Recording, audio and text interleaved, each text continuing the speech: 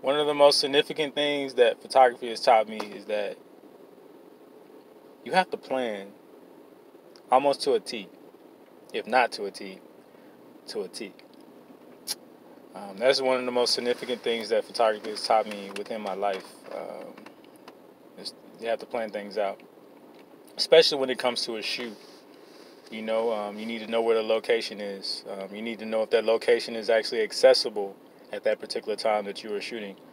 You need to make sure that your model is well prepared. You need to make sure your makeup artist is well prepared. You need to make sure that they have all the information that they need in order to get the job done. If things are not planned accordingly, right, it can't go efficiently.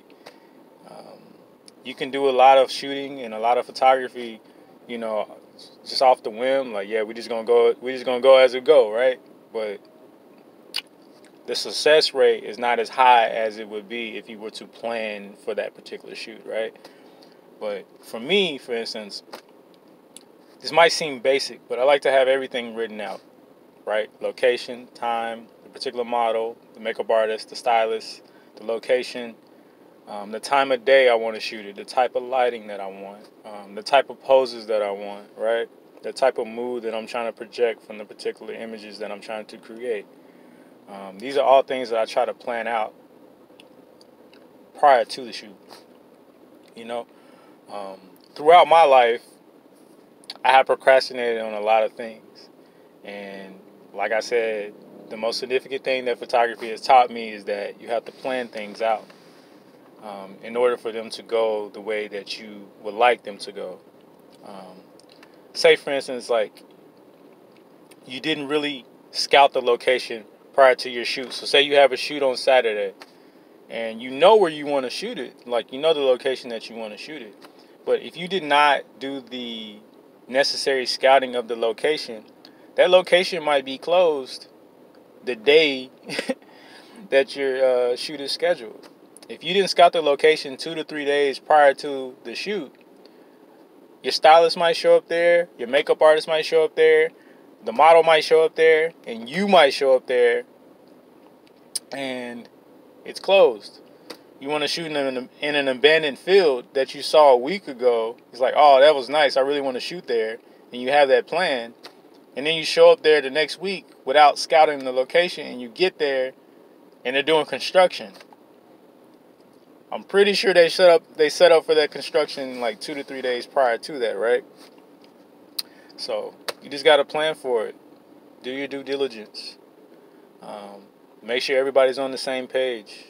It just helps out, you know, when you plan before you shoot. It's the best way to execute.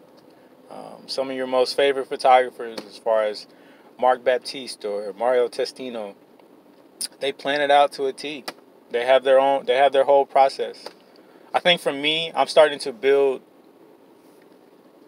a system to where I would like for my shoot to be fully planned 2 weeks prior to the given date of the shoot. I think that's enough time for me. For some people, it's planned out a month before.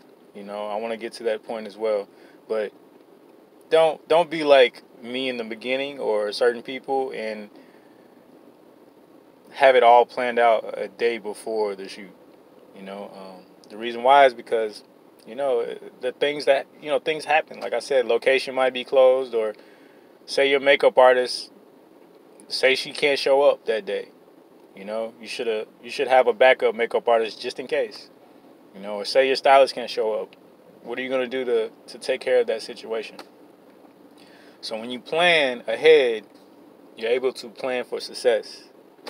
I think James Allen said, and As a Man Thinketh, that a person that fails to plan plans to fail, I believe.